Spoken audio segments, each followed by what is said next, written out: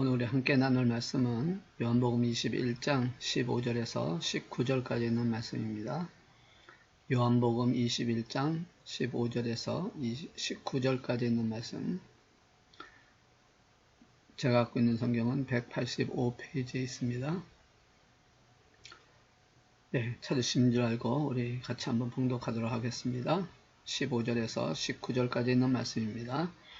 그들이 조밥 먹은 후에 예수께서 시몬 베드로에게 이르시되 요한의 아들 시몬아 네가 이 사람들보다 나를 더 사랑하느냐 하신다. 이르되 주여 그러하나이다. 내가 주님을 사랑하는 줄 주님께서 아시나이다. 이르시되 내 어린 양을 먹이라 하시고 또 두 번째 이르시되 요한의 아들 시몬아 네가 나를 사랑하느냐 하시니 이르되 주님 그러하나이다.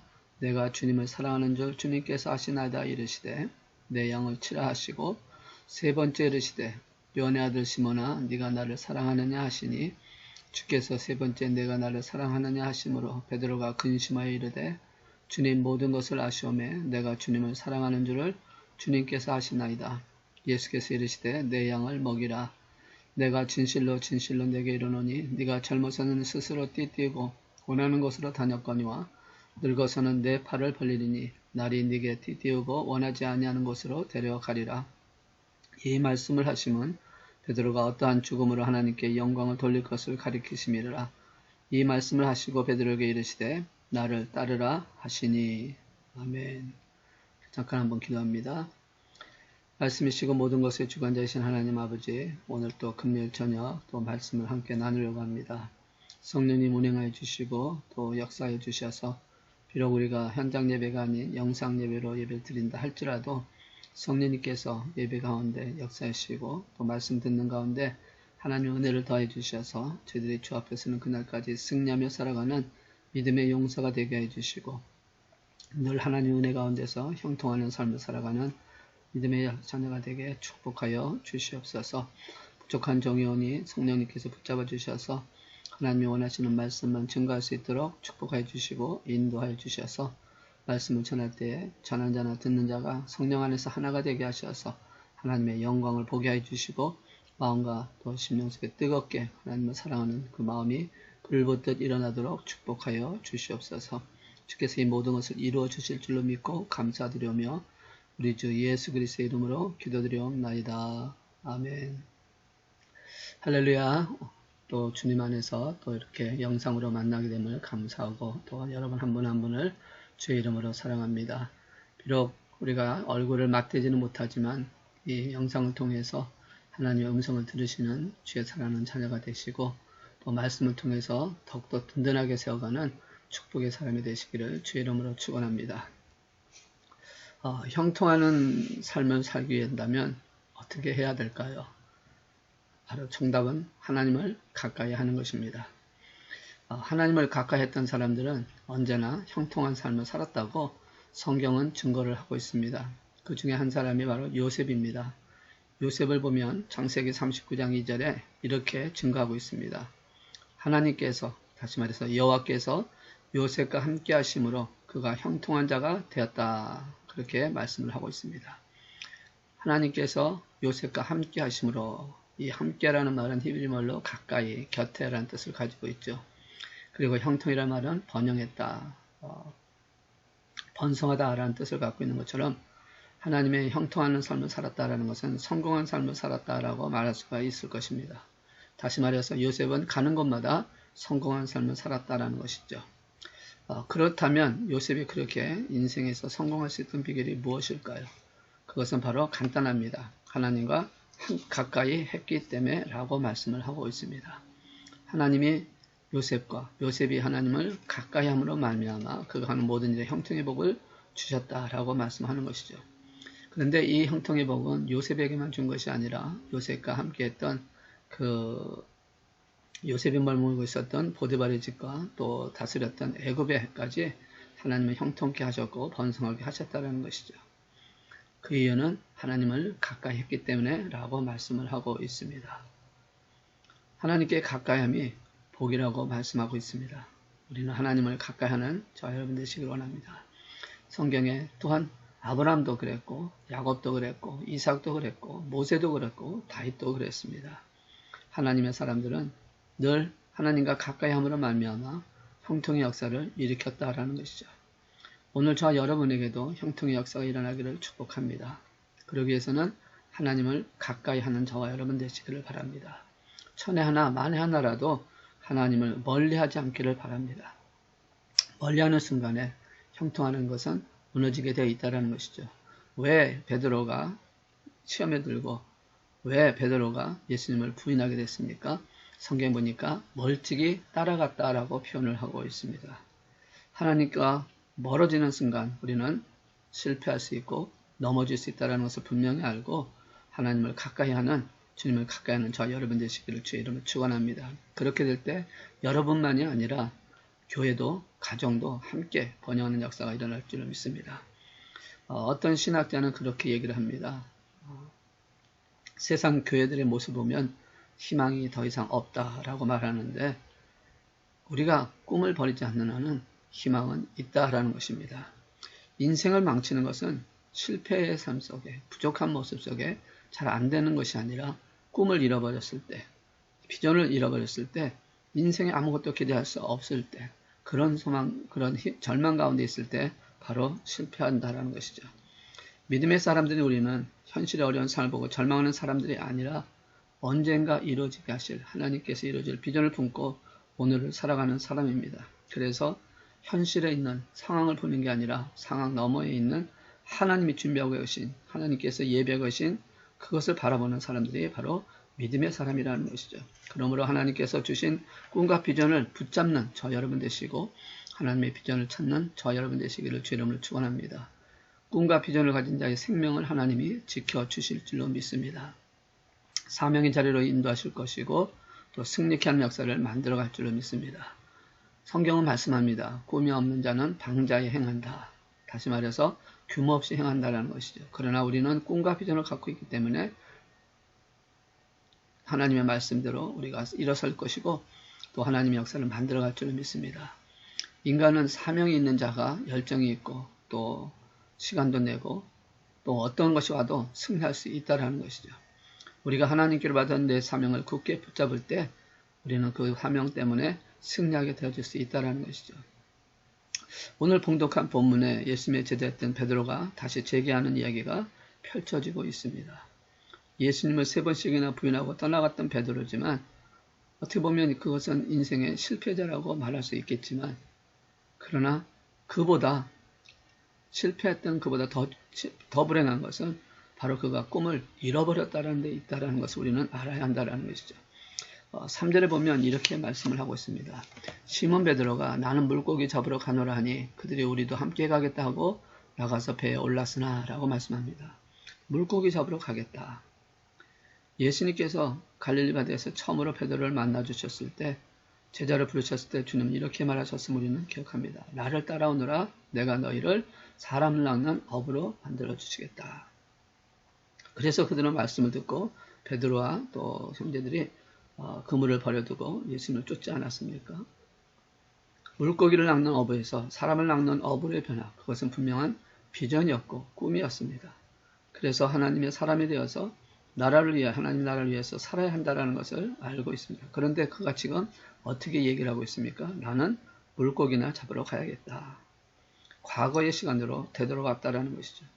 만약에 이것이 베드로의 이야기가 끝이었다면 베드로의 인생은 분명히 실패자로 끝난 것입니다. 그리고 우리는 베드로에게서 배울 것이 아무것도 없을 것입니다.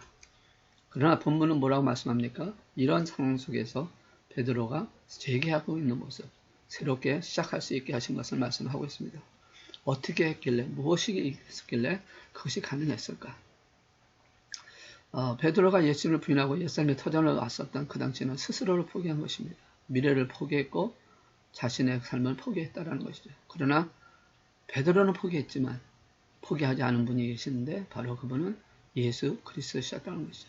베드로가 모른다고 부인했던 바로 예수님은 베드로를 놓지 않냐고 포기하지 않았다는 것입니다. 그래서 다시 베드로를 일으켜 세워줬다는 것이죠.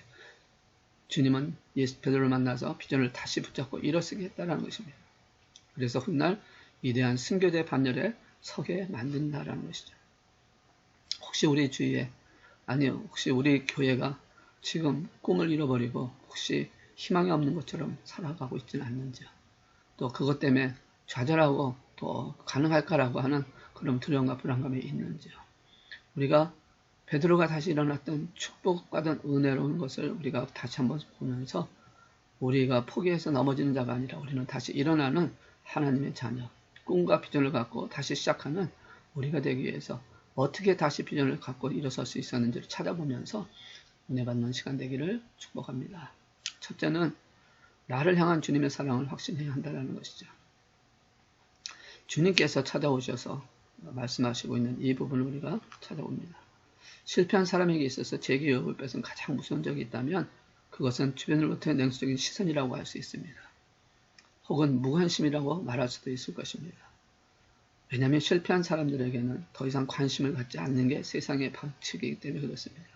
물론 어떤 사람은 관심을 가질지 모르지만 어쩌면 그것은 위로보다는 냉소적인 시선일 것이고 그리고 싸늘한 조롱의 모습으로 바라볼지 모릅니다. 그러나 분명히 할 것은 우리가 실패하고 좌절하고 있어도 내 곁에 따르는 나를 붙들고 있는 따뜻한 사랑의 시선이 있다면 이 사람은 다시 일어설 수 있다는 것이죠. 많은 의인들의 모습을 보면 실패했을 때 옆에서 세워준 사람들이 있고 아내가 배우자가 사랑을 통해서 붙잡아줬기 때문에 일어나는 사람들을 참 많이 봅니다. 베드로에게 있어서 최대의 사랑은 바로 주님이었습니다. 베드로는 사실 실패 원인이 자기에게 있었지만 어쩌면 주님마저도 자신을 버렸을 것이라고 생각했을 것이고 아니면 자책감 때문에 주님은 나를 더 이상 사랑하지 않을 거라고 생각했을 수 있습니다. 그래서 모든 걸 포기하고 옛날로 돌아가려고 했을 것입니다. 그런데 우리가 이 말씀을 통해 보시면 오늘 우리가 읽었지만 예수님께서는 베드로에게 세 가지 사건을 통해서 그에게 사랑하고 있다는 것을 보여주고 있습니다. 첫째는 주님이 찾아오셨다는 것이죠. 베드로가 주님을 찾아간 것이 아니라 주님이 베드로를 찾아오셨다는 것입니다. 그리고 주님께서 베드로를 향해서 변함없는 사랑을 증명해 주셨고 행동으로 보여주셨다는 것이죠. 그러면서 뭐라고 말씀합니까? 그들에게 양을 맡겼다는 것입니다. 예수님과 배신한 베드로가 타락한 이후에 최초의 만남의 장면이 어떻게 이루어졌습니까? 9절 이하를 보면 주님이 숯불을 피워놓고 생선류를 만들어 자기를 부인했던 어리석은 제자 베드로를 기다리고 있었다는 것이죠. 그리고 베드로를 만났던 예수님의 첫마디는 무엇이었습니까? 제가 만약 예수님이었다면 분명히 그랬을 것 같아요. 야 베드로야, 네가 어떻게 나를 배신하냐? 3년 반이란 동안 나와 그렇게 다녔는데 어떻게 네가 나를 배신해? 응? 그럴 수 있어? 라고 아마 최소한 한마디는 따졌을 거라고 생각을 하는데 예수님의 첫마디는 무엇이었습니까? 오늘 9절에 있는 말씀 보니까 와서 조반을 먹으라 하였습니다. 밥 먹어라. 춥지? 배고프지? 식사해? 어쩌면 그런 의미로 와서 조반 먹으라 라고 말씀하고 있다는 것이죠. 그리고 15절에 보시면 조반 먹은 후에 대화가 시작이 되는 것을 발견하게 됩니다. 주님은 식사를 하는 동안 아무 말도 하지 않고 그에게 시간을 주었다라는 것이죠. 그리고 조반 후에 말씀합니다. 네가 아직 나를 사랑하느냐? 나를 아직도 사랑하니? 이 말 속에는 중요한 전제가 조건이 있습니다. 내가 너를 사랑하고 있단다. 내가 너를 사랑하는 것은 당연한 것이다. 그래서 내가 너와 사랑하고 있지만 내가 한 가지 너에게 하고 싶은 것은 아직도 나를 사랑하고 있냐라는 것이죠. 그러면서 예수님께서는 베드로에게 3번을 질문을 하셨습니다. 3이라고 하는 숫자, 3번이라고 하는 숫자는 어쩌면 베드로에게는 굉장히 알레르기적으로 부닥치는 말씀일 것입니다. 왜냐하면 그는 3번씩이나 예수님을 부인했기 때문에 그 부인하는 것에 3이라고 하는 숫자가 굉장히 아마 부담이 되었을 것입니다. 그런데 3번의 질문을 통해서 베드로에게 예수님은 자신이 사랑하고 있다는 것을 증명해 주시고 보여주셨다는 것이죠. 이것이 베드로가 일어날 수 있었던 동기였다는 것입니다. 한 번 물어본 게 아니라 3번이나 계속해서 물어보면서 네가 나 3번 부인했지? 그러나 나는 너를 사랑하고 있단다. 변함없이 사랑하고 있단다. 나는 너를 사랑하고 있단다. 라고 하는 것을 보여줬을 때 그가 일어날 수 있었다는 것이죠. 세상은 부인하고 배반한 자를 버리겠지만 하나님은 버리지 않는다는 것입니다. 나의 주님이신 예수 그리스도, 내 인생의 주인이 되시는 예수님, 그리고 하나님이 우리를 버리지 않는다면 우리는 반드시 다시 일어날 수 있으라고 믿습니다. 그러므로 하나님의 사랑 앞에 서십시오. 그 사랑을 다시 확인해 보십시오. 만져보시고 느껴보시고 다시금 일어날 수 있다고 믿으시기 바랍니다. 나를 강권하시는 주님의 사랑 앞에 서보십시오. 그리고 그 사랑에 대해서 다시 일어서시는 성도가 되시기를 주의 이름으로 축원합니다. 두 번째는 비전을 회복하기 위해서는요. 나를 향한 주님의 기대를 확인해야 한다라고 말씀하고 있습니다. 일반적인 상식으로 말하면 한번 기대를 저버린 제자, 배신하고 떠나간 제자에게는 더 이상 기대를 거는 사람이 없습니다. 바울도 나가가 자신을 떠났을 때에 그를 다시 데려가는 것을 시도하지 않았습니까? 그러나 주님은 달랐다라는 것이죠. 베드로에게 찾아오셔서 변함없는 사랑을 확인시켜 주셨을 뿐만 아니라 베드로를 향한 변함없는 기대를 확인시켜 주셨다라는 것이죠. 네가 나를 사랑하느냐? 3번씩이나 물으시니 주님은 베드로에게 새로운 과제를 주셨습니다. 무슨 과제를 주셨을까요? 내 어린 양을 먹여라, 내 어린 양을 차라, 내 어린 양을 먹여달라고 그렇게 과제를 주셨습니다. 예수님께서 베드로를 처음 만나셨을 때 주셨던 과제는 무엇입니까?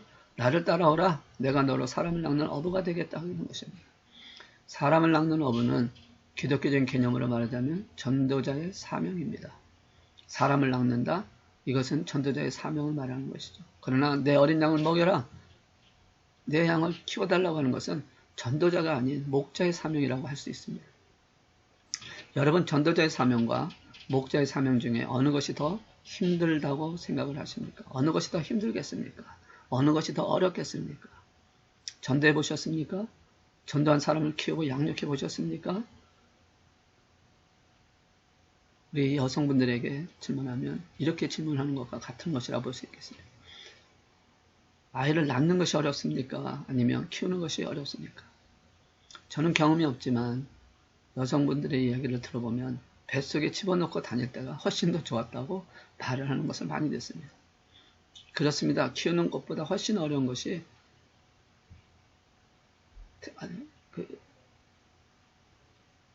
낳는 것보다 키우는 것이 훨씬 더 어렵다고 말씀을 하고 있다는 것이죠. 그런데 베드로에게는 훨씬 더 어려운 과제를 주신다라는 것이죠. 이제는 사람을 낚는 어부가 아니라 이제는 더 높은 차원에서 내 어린을 먹이고 키우라고 하는 목자의 사명을 주셨다는 것이죠. 처음 부를 때보다 더 높은 차원의 기대를 하고 있다는 것을 말씀합니다. 이 안에는 중요한 것을 말씀합니다. 주님은 실패 때문에 우리에게 기대를 철회하지 않으신다는 것입니다. 어떤 신학자는 하나님을 가리켜 하나님은 두 번째 기회를 주시는 분이시다라고 하는데 저는 두 번째가 아니라 몇 번이고 기회를 주시는 하나님이시라고 볼 수 있습니다. 한 번에 실패했다고 너하고 일 없다고 하시는 하나님이 아니라 또 기회를 주시고 다시 기회를 주시고 또 기회를 주시는 하나님이십니다. 실패했을 때 또 주시고 또 실패했을 때 또 주시는 그 하나님. 그래서 더 높은 계획과 더 높은 소명과 더 높은 비전을 준비하고 계시는 주님의 기대를 확인하는 저 여러분 되시기를 주님을 축원합니다. 그 도전을 통해서 그 기대함을 통해서 우리는 높은 비전을 향해서 회복할 수가 있고 하나님의 사랑을 나눌 수 있는 자가 되어진다는 것이죠. 세 번째는 우리는 주님의 명령에 순종해야 한다는 것입니다. 비전을 회복하기 위해서는요.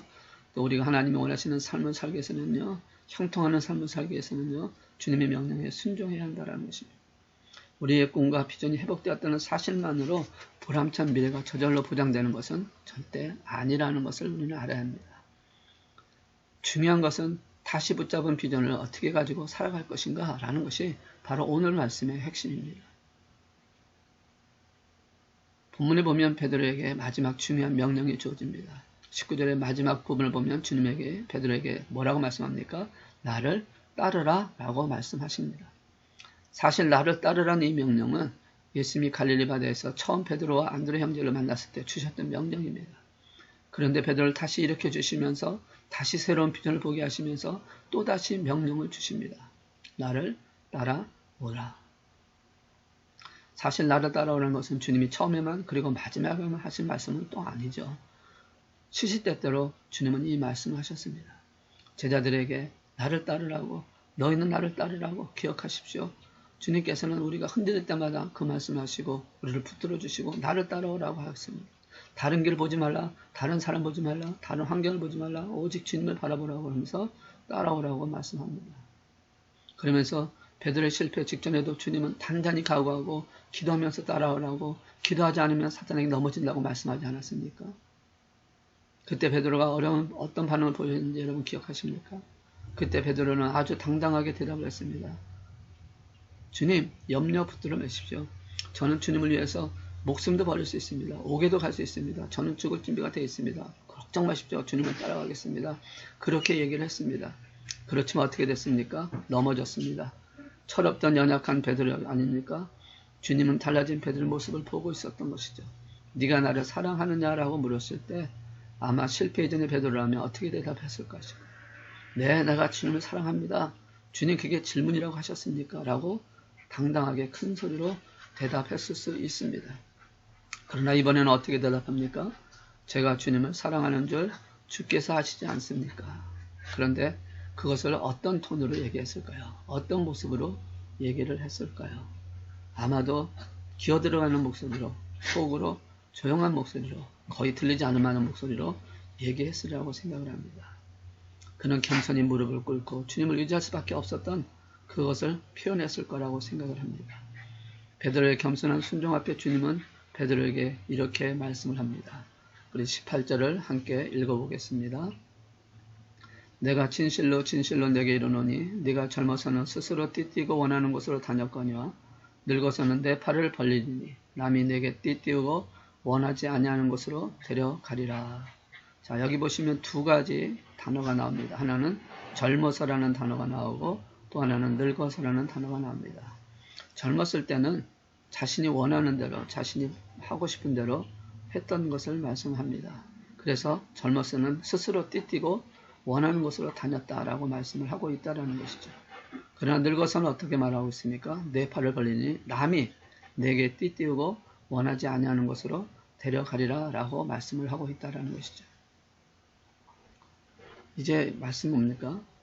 처음에 젊어서는 주님께서 주시는 그 비전을 다시 회복하기 전에는 그는 자신의 충동대로 본능대로 살았지만 이제는 그렇지 않다라고 말씀합니다. 이제는 성령님에 붙들려서 주님께서 내 인생 속에 들어가서 너를 붙잡아서 이끌려겠다고 말씀을 하고 있는 것입니다.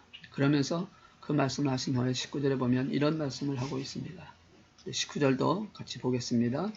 시작.